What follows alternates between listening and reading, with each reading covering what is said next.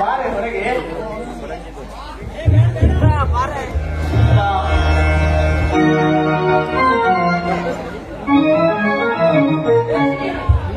ಯಾವಾಗ ಬಂದ್ರಿ ತೋಟದಿಂದ? ಈ ನಿನ್ನ ಮುತ್ತ ದರ್ಶನ ನೋಡಲು ಬಂದಿದ್ದೀನ. ಯಾವಾಗಲೂ ಮಾತಿನಲ್ಲಿ ಮೋಡಿ ಮಾಡಿ ಮಾತಾಡುವ ಸ್ವಭಾವ ನಿಮ್ಮದು ಸ್ವಾಮಿ. ಆ ದೇವರ ಹತ್ರ ನಾನು ಏನು ಅಂತ ಕೇಳ್ಕೊಳ್ಳಿ. ದೇವ ಮಂದಿರದಂತಿರುವ ಈ ಮನೆ, ತಂದೆ ತಾಯಿಯರ ಸ್ವರೂಪದಂತಹ ಅತ್ತೆ ಮಾವನ ಮಮತೆ ಎಲ್ಲ ಇರಬೇಕಾದ್ರೆ ನನಗೆ ಬೇರೆ ಯಾವ ಆಸೆ ಇದೆ ಹೇಳಿ?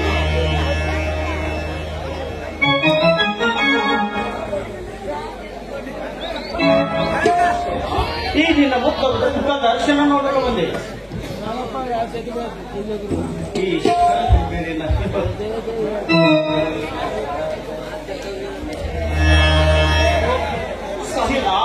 ಈ ಶಾರದಾಂಬ ಪೂಜಾ ಬಹಳ ಭದ್ರವಾಗಿ ನಡೆದಿದೆಯಲ್ಲ.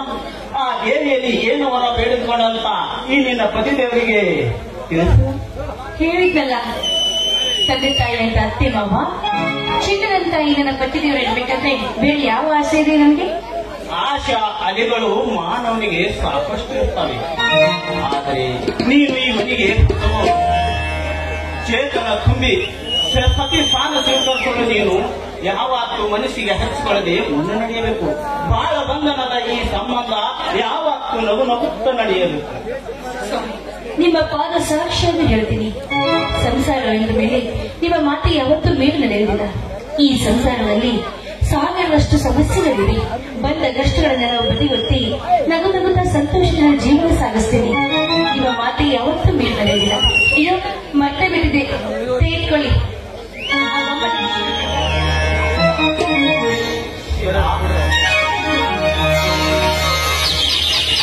ಶೀಲಾ, ಈ ಶಾರದಾಂಬ ಹೆಣ್ಣಿನ ಪ್ರಸಾದಕ್ಕಿಂತಲೂ ಈ ನಿನ್ನ ಮುಖ್ಯ ಪ್ರಸಾದ ಸಿಕ್ಕರೆ ಆ ನನಗೆ ಸ್ವರ್ಗವನ್ನೇ ಸಿಕ್ಕಂಗಾಗುತ್ತದೆ. ಒಂದೇ ನನ್ನ ಮುತ್ತಿನ ಹೋಗಿಪ್ಪ, ನಿಮ್ಮ ಜೊತೆ ಅತಿ ಸಲಿಗೆಯಿಂದ ಮಾತಾಡೋದಕ್ಕೆ ನನಗೆ ಯಾಕೋ ನಾಚಿಕೆ ಆಗುತ್ತೆ. ಈ ನಿಮ್ಮ ಮುದ್ದಾದ ಮುಖದಲ್ಲಿ ಅದೇನಿದೆಯೋ ನಾಲ್ಕಾಣೆ ಮನ್ಮಥನಂತಹ ರೂಪಗಳ ನೀವು ನನಗೆ ಪತಿಯಾಗಿ ಗೊತ್ತಿದೆಯಲ್ಲ, ಅದೇ ನನ್ನ ಜೀವನದ ಪುಣ್ಯ ಅಂತ ಭಾವಿಸ್ಕೋಬೇಕು.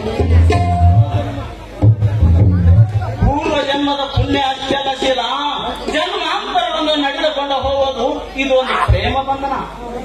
ಇಲ್ಲಿ ತೋಟದಿಂದ ಆಯಾಸಾಗಿ ಬಂದ ಬೇಸರದ ಈ ದೇಹಕ್ಕೆ ನೇಸರದ ಬಿಸಿ ನೀರು ನೀನು ಎರೆಯಲಾರಿಸಿಲ್ಲ. ನಿನ್ನನ್ನೇ ನೆನೆಸಿಕೊಂಡು ಆತುರ ಪಟ್ಟ ಬಂದ ಈ ನಿನ್ನ ಪತಿ ದೇವರಿಗೆ ಮುತ್ತಿನ ಮಳೆ ಸುರಿಸುವಾಸಿಲ್ಲ. ಶಿವೋಗ್ಯಪ್ಪ, ಸತಿಪತಿಗಳ ಸಮ್ಮಿಲನಕ್ಕೆ ಸಮಯವಿದಲ್ಲ. ನಿಮ್ದಮ್ಮಯ್ಯ ಅಂತೀನಿ, ಬಿಡಿ ನನ್ನ ಕೈನ. ಓಹೋ, ಹಿಡದ ಕೈಯನ್ನು ನಾನು ಎಂದಿಗೆ ಬಿಡಲಾರೆ.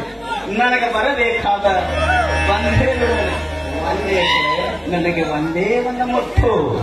ಈ ಸಮಯದಲ್ಲಿ ಅತ್ತೆ ಮಾವ ಬಂದ್ರೆ ಏನ್ ಮಾಡ್ತಾರೆ? ಬರಲಿ ಬಿಡೋ. ಮತ್ತಾಗಿ ಮದುವೆಯಾಗಿದ್ದಾರೆ, ಪ್ರೇಮಿಗಳು ಮುದ್ದಾಡ್ತಾರಂತ ತಿಳ್ಕೊಂಡು ಸುಮ್ಮನೆ ಇರ್ತಾರೆ.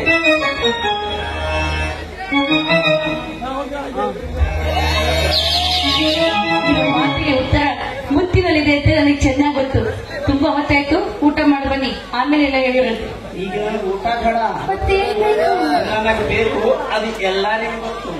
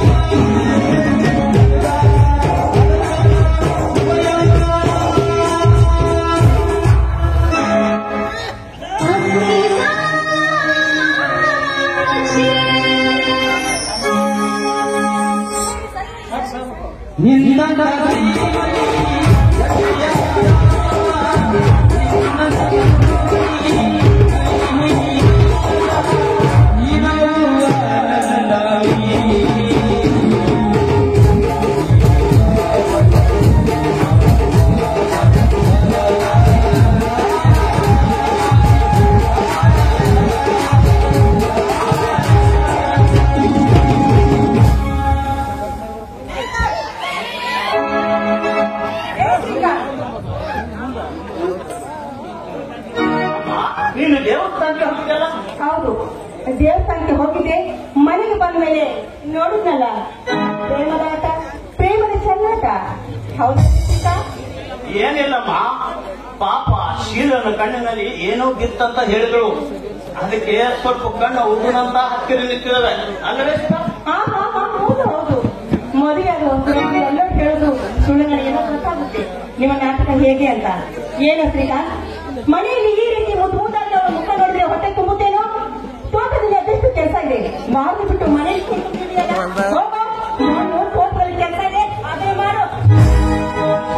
ಹಾಗಲ್ಲಮ್ಮ, ನಾನು ಹೋಗಿ ಪೋಸ್ಟ್ ಆಫೀಸ್ ಹೋಗಿ ನನ್ನ ಮಿತ್ರನಿಗೆ ಪತ್ರ ಬರೆದು ಹಾಕಿ ಬರ್ತೀನಿ. ಹೋಗ್ತೀನಮ್ಮ.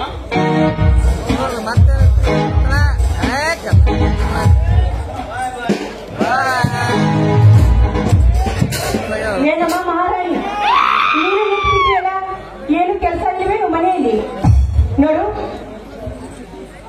ಮನೆಯಲ್ಲಿ ಗಂಡ ಕೆಲಸಕ್ಕೆ ಹೋಗಿ ಬಂದ್ಮೇಲೆ ಅವನಿಗೆ ಹೊಟ್ಟೆ ತುಂಬಾ ಊಟ ಮಾಡಿಸ್ಬಿಟ್ಟು ಈ ರೀತಿ ಅವನ ಜೊತೆಗೆ ಚೆನ್ನಾಗಿ ಕಾಡ್ತಿದ್ಯಲ್ಲ, ನಾಲ್ಕು ನಿನಗೆ ಈ ಮನೆ ಅಂತ ತಿಳ್ಕೊಂಡಿಯೋ ಇಲ್ಲ ಸಿನಿಮಾ ಥಿಯೇಟರ್ ಅಂತ ತಿಳ್ಕೊಂಡಿದ್ಯಾ?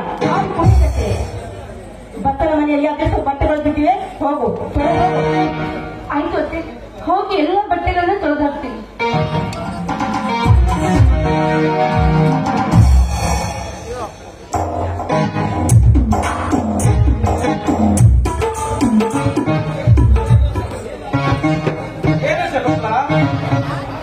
ಆಗಲೇ ಏನು ವಾದಿಸ್ಕೋ ಶುರು ಮಾಡಿಬಿಟ್ಟಿರಲ್ಲ, ಮತ್ತೇನು ಸಮಾಚಾರ? ನಾನೇ ಹೇಳ್ಬೇಕು ನಿಮ್ಗೆ ಹೊಸ ವಿಚಾರ. ಬಂದಿದ್ದಾರಲ್ಲ ನಿಮ್ಮ ಸೊಸೆ, ಅವ್ರು ಹೇಳ್ತಾರೆ ಚೆನ್ನಾಗಿ ನಿಮ್ಗೆ ತಿಳಿಸಿ. ಏನ್ ಮಾಡುತ್ತೆ ಗೊತ್ತಾ, ಊರಲ್ಲಿ ಹಿರಿಯಾಗ ಆಗಿದ ಮೇಲೆ ಎಲ್ಲರ ಬಗ್ಗೆ ವಿಚಾರ ಮಾಡ್ಬೇಕಾದ್ರೆ ಅದರಲ್ಲಿ ಮುದ್ದ ಸಸಿ ಶೀಲ ಹೋಗಿದ್ದಾರೆ. ಪಾಪ ಅವಳು ತುಂಬಾ ಒಳ್ಳೆಯವಳು ರೀ. ನಾನು ಬೇಡ ಬೇಡ ಅಂತ ಹೇಳಿದೆ. ಇಲ್ಲ ಅತ್ತೆ, ನಾನೆಲ್ಲ ಕೆಲಸ ಮಾಡ್ತೀನಿ ಅಂತ ಬಚ್ಚಲ ಮನೆಯಲ್ಲಿ ಬಟ್ಟೆ ಇಟ್ಟಿದ್ನಲ್ಲ, ಅದು ತೊಳಿತಾ ಇದ್ದಾಳೆ. ತುಂಬಾ ಒಳ್ಳೆಯವಳು. ಹೌದು ಶೀಲ, ಹೌದು ಶಕುಂತಲ, ಶೀಲ ಬಹಳ ಒಳ್ಳೆಯ ಹುಡುಗಿ. ನಮ್ಮ ಮನೆ ತಕ್ಕ ಹೇಳು, ನಮಗೆ ಹಣ ರೊಕ್ಕ ಬಂಗಾರ ಸಿಗುವುದು ಚಿಂತೆ ಇಲ್ಲ. ಬಂಗಾರಂತ ಸಸಿ ಸಿಕ್ಕಲ್ಲ, ಸಾಕು ಅಷ್ಟೇ. ಸಾಕು ಅಂತ ನನ್ನ ಮುಖ ನೋಡ್ತಾ ಇದ್ದೀರಲ್ಲ, ಊಟ ಮಾಡಬೇಡವೇನು? ನಡೆಯಿರಿ. ನೀವು ಅವಳಿಗೆ ಯಾವುದು ತಂದಿರ್ತಲ್ಲ ಅದೇ ಸರಿಯಾಗಿ ನೋಡ್ಕೊಂಡು ಹೋಗುವಷ್ಟೇ. ಆಯ್ತು, ನೋಡ್ತೀನಿ. ನೀವೇಕೆ ನನ್ನ ಮುಖ ನೋಡ್ತಾ ಇದ್ದೀರಾ? ನಡೆಯಿರಿ, ಊಟ ಮಾಡಿಬಿಡಂತೆ. ಮುದುಕನಾದ ಚೇತನ ತುಂಬುವಾಗ ಈಗಿನ ರೂಪ ರಾಶಿ ನೋಡಿ ಸದಾ ಎಚ್ಚರಿಸಿ ಹುಚ್ಚಿನಾಗ್ತದೆ. ಏನ್ರಿ ತಲೆಯಲ್ಲಿ ಬೀಳಿ ನಿಮ್ಗೆ ಹಾಕಿ ಅಂತ